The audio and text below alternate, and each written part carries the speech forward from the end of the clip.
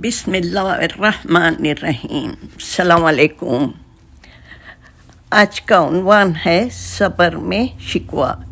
جب بھی ہمیں تکالیف اور پریشانی کا سامنا ہوتا، ہم انسانی فطرت سے مجبور ہو کر بلبلا اٹھتے ہیں، لوگوں سے اپنا دکھ بیان کرتے ہیں، وہ بھی بڑے ہی نازیبا الفاظ میں۔ اللہ نے ہم پر مصیبتوں کا پہاڑ توڑ دیا ہے، کیا ہم ہی رہ گئے تھے اللہ کے پاس پریشانی دینے وغیرہ وغیرہ۔ علم رکھ کر بھی دکھ کی کیفیت کے اثر یہ بھول جاتے ہیں یہ سب اللہ کی منشا سے ہو رہا ہے، اور صبر کے بجائے شکوہ کرتے ہیں۔ انسان کو دنیا میں آزمائش کے لیے پیدا کیا گیا ہے، یہ ہم نے قرآن میں پڑھا ہے۔ یہ آزمائش دو طرح سے ہوتی ہے، سکھ اور دکھ میں، اچھے اور برے حالات میں۔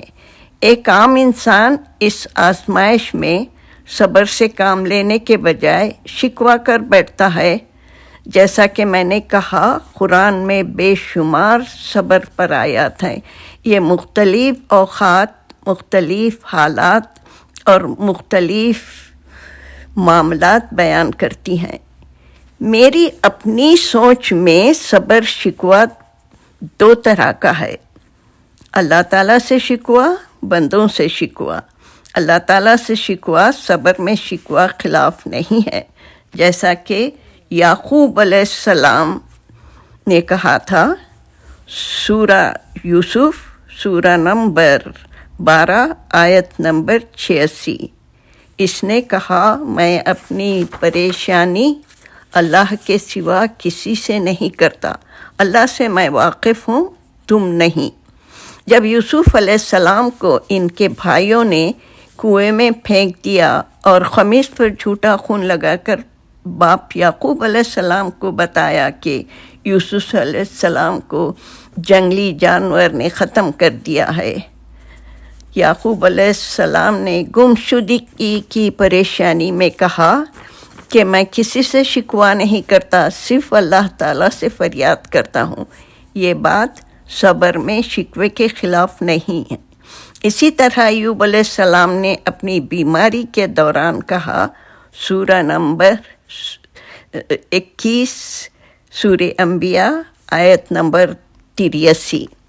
یاد کرو جب اس نے اپنے رب کو پکارا کہ مجھے بیماری لگ گئی ہے اور تو الرحم الراحمین ہے۔ مسلسل کئی دن کی سخت بیماری پر ایوب علیہ السلام نے اللہ تعالیٰ کو پکار کر التجا اور فریاد کی کہ مجھے بیماری لگ گئی ہے اور تو الرحم الراحمین ہے۔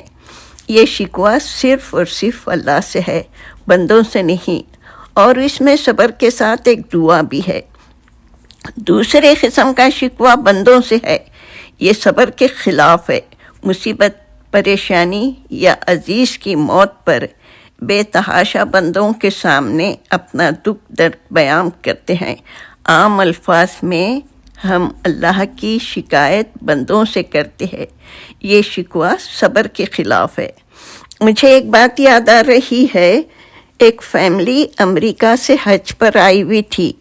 امریکہ میں بھی ہمارا ملنا جلنا تھا۔ جب ہم جدہ سے امریکہ بچوں سے ملنے جاتے تھے، وہ لوگ بہت مذہبی، حقیقت میں اللہ تعالیٰ کے احکامات کی پابندی کرنے والے تھے۔ دوران حج ان کے شوہر کو مینیجائٹس ہو گیا۔ یہ ایک خاص قسم کا خطرناک بخار ہے، عموماً اس مرض میں موت واقع ہو جاتی ہے، لیکن یہ اللہ کی مصلحت اور آزمائش ہی تھی کہ وہ صاحب زندہ تھے، لیکن ان کے حواس باقی نہ تھے، نہ بات کر سکتے تھے، نہ کسی کو پہچان پا رہے تھے، اور نہ ان کو اپنے جسم پر قابو تھا۔ پتہ چلنے پر کہ یہ لوگ ظفر مسعود کے گھر ان لوگوں کا قیام ہے، میرے شوہر عیادت کے لیے گئے۔ فطرت کے مطابق بیماری کی تفصیل معلوم کرنے ان سے چند سوالات کی میں نے۔ چند جوابات کے بعد وہ صاحبہ بڑی ہی عاجزی سے مجھ سے بولیں، بہن مہربانی فرما کر اور سوالات نہ کریں، شدید غم کی کیفیت میں مجھے ڈر ہے کہ مجھ سے کفرانہ الفاظ نہ نکل جائیں۔ اندازہ لگائیے، شدید غم کی حالت میں بھی بندوں سے شکوہ کرنا پسند نہیں کیا اور صبر کا دامن ہاتھ سے نہیں چھوڑا۔ مجھے اپنی غلطی کا شدید احساس ہوا، اتنا کہ بیان سے باہر ہے۔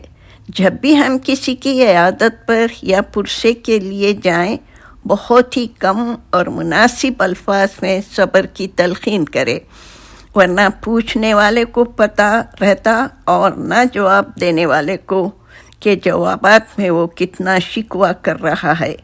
بندوں سے جو صبر کے خلاف ہے، بندوں سے شکوہ انسان کو صبر کی آزمائش میں کامیاب ہونے نہیں دیتا۔